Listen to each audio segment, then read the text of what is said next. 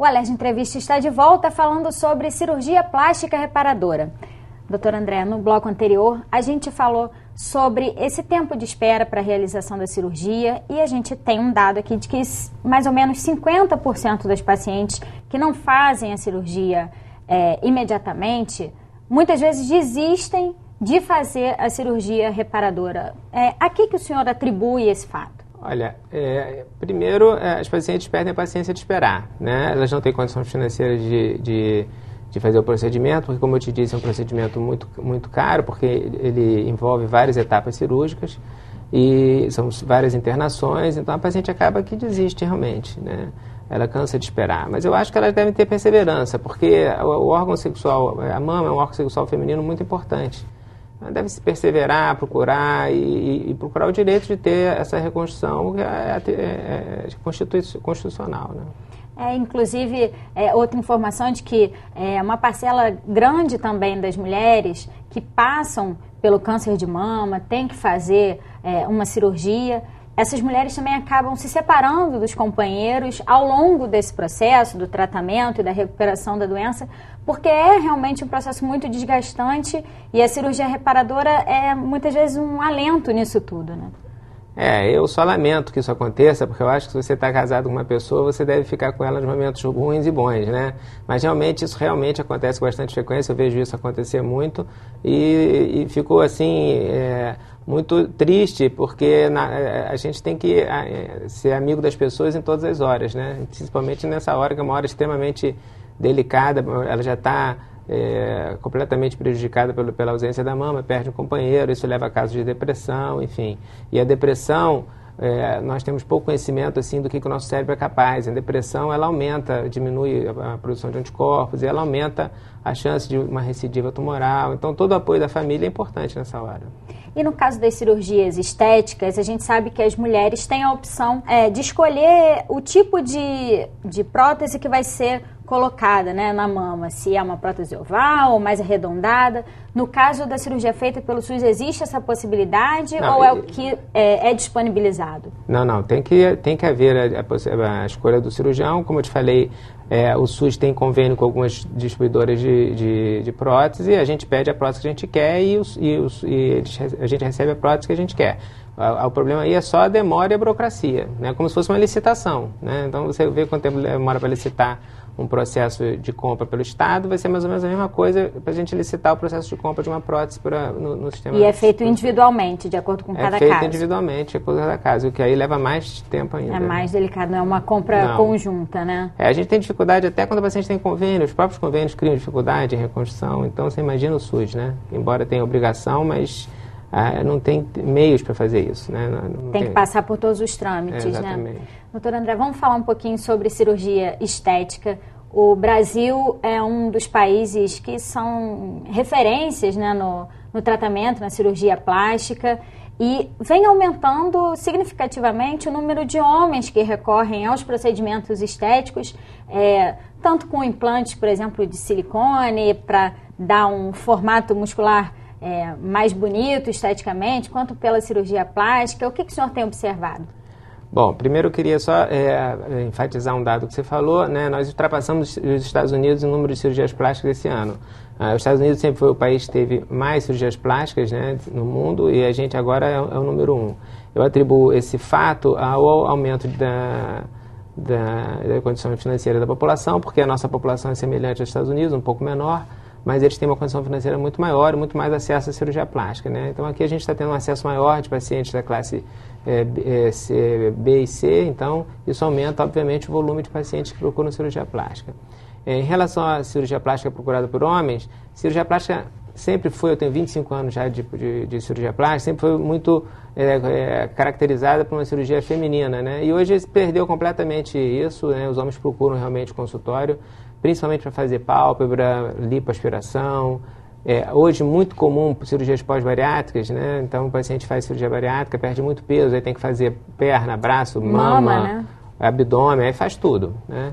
E eu acho que a cirurgia plástica, muitas vezes a paciente me pergunta, o que você acha? Eu não acho, o cirurgião plástico não tem que achar nada, ele tem que sugerir, porque às vezes o que para uma pessoa é bonito, uma mama grande, outra com a mama pequena, então a gente tem que se adaptar ao que o paciente pede. Né? Mas em alguns casos é preciso fazer uma intervenção tentando um pouquinho controlar os exageros? Na verdade, em alguns casos é necessário até não operar, né? Porque muitos pacientes têm uma visão completamente errada do que nós, cirurgiões, podemos fazer. A cirurgia plástica é uma cirurgia como outra qualquer, tem riscos, tem que haver um preparo.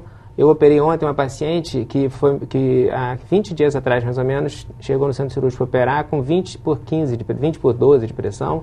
Meu anestesista suspendeu, voltou para o cardiologista e operamos ontem com a pressão normal, depois de um tratamento. Então, assim, é uma cirurgia de risco e tem que ser seguido todo o protocolo de uma cirurgia comum. E tem que ser explicado muito bem à paciente a expectativa da cirurgia. Ninguém faz uma cirurgia plástica hoje e fica bom amanhã. Os meios de comunicação ajudam o paciente a se manter mais informado, né? Então, você tem Google, internet, só que tem muita informação errada. Então, a gente tem que filtrar muito o que o paciente deseja, porque o resultado da cirurgia depende da técnica cirúrgica, de tudo, da indicação principalmente, da nossa conversa pré-operatória, mas assim, se a expectativa da paciente for maior do que eu posso oferecer, ela não vai ficar satisfeita com nada que eu faça. Então, isso tem que ser bem esclarecido na consulta pré-operatória. Em relação, vou te dar um exemplo pessoal. Eu, domingo, tirei uma foto, achei que minha mama estava aparecendo um pouquinho, fiz uma lipo ontem. Então, você vê. Então, é uma coisa que me incomodava. Todo mundo falou para mim que eu não precisava. Todo o pessoal que trabalhava comigo, a minha família, mas eu falei, estava incomodando a mim, então vou fazer. E saiu muita gordura, né? Então, para os olhos das pessoas de fora não tem, mas para a gente tem. Então, tem que respeitar a individualidade de cada um, o desejo de cada um, e botar limites. Eu posso te dizer, de cada 10 pacientes que me procuram de primeira vez, 5 eu contraindico a cirurgia. Ou porque tem excesso de peso, ou porque tem uma expectativa irreal da cirurgia, ou porque já fez uma cirurgia mal sucedida e quer que eu conserte, às vezes não tem conserto. Então, tem que ser muito criterioso no consultório para a gente poder ter um resultado bom no pós-operatório. Até em relação a essa questão do sobrepeso, muita gente tem aquela ilusão de que a cirurgia plástica vai resolver um problema que, na verdade, não é no bisturi que se resolve. Principalmente, né? Lipoaspiração. Muitas pacientes com excesso de peso procuram fazer lipoaspiração. Lipoaspiração é uma cirurgia para gordura localizada.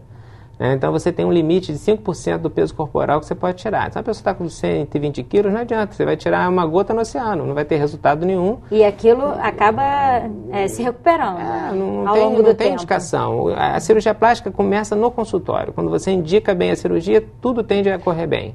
Se você vai fazer uma cirurgia de lipoaspiração no obeso, o resultado vai ser ruim, então vai correr tudo mal. Então, a indicação é uma prioridade, a avaliação do paciente é uma prioridade e ela tem que emagrecer. Até porque se uma paciente está obesa, ela não emagrece, depois da cirurgia ela vai engordar e vai perder o resultado. Então, ela tem que provar para ela que ela pode emagrecer pelo menos alguns quilos, para depois ela manter o resultado da cirurgia efetivo, que é o que me interessa. Minha propaganda é meu paciente. Então, me interessa que ela fique bem com bastante tempo. Né? Além da mudança estética, tem que ter uma mudança de comportamento óbvio, também. Né? Uma reeducação alimentar, exercícios físicos, eu fiz muito isso. Doutor André, antes da gente encerrar, eu queria que o senhor falasse um pouquinho sobre os cuidados que é preciso ter antes de se fazer uma cirurgia plástica. A gente vê com muita frequência casos de pessoas que vêm até a óbito, morrem durante os procedimentos, porque procuram ou um profissional que não é capacitado, muitas vezes nem é um cirurgião plástico efetivamente, ou porque o custo é muito baixo, faz num hospital que não tem estrutura para casos de emergência. Quais são os detalhes que é preciso buscar antes de se fazer uma cirurgia plástica? Você praticamente respondeu a pergunta, né? Na verdade, eu acho que a paciente tem que procurar no site da Sociedade Brasileira de Cirurgia Plástica se o cirurgião é afiliado à sociedade, porque a gente não tem garantia que o cirurgião é um bom cirurgião, mas pelo menos ele fez a formação adequada, né? Você sendo da sociedade, você tem 5 anos de formação, né? Então, procurar no site da sociedade, conversar com o cirurgião, com mais de 1, 2, para escutar opinião diversa. Medicina não é uma ciência exata, pode haver opiniões divergentes. E fazer todos os exames preparatórios e, como você falou, procurar locais que tenham um atendimento de emergência bom, hospitais, enfim, o cuidado normal que você tomaria para fazer uma outra cirurgia qualquer, né? Que a cirurgia plástica as pessoas banalizam e vão em qualquer lugar, e obviamente que os acidentes aumentam, né? E pode haver uma intercorrência durante a cirurgia, qualquer coisa que ela precise de uma assistência pós-operatória que muitas vezes uma clínica simples não tem, exatamente. Né? O cirurgião também tem que estar pronto a dar atendimento para qualquer tipo de emergência. Cirurgião é 24 horas de cirurgião. Se ele não tiver, tem que ter alguém disponível para atender o paciente. Tem que ter uma equipe capacitada, né? Doutor André, muito obrigada pela sua participação. Sucesso. Tá, obrigado. O Alerj Entrevista fica por aqui. Você pode acompanhar a programação também em nosso site e pelas redes sociais. Para rever esse programa, acesse www.tvalerj.tv. TV Alerj, o canal do povo fluminense. Até a próxima.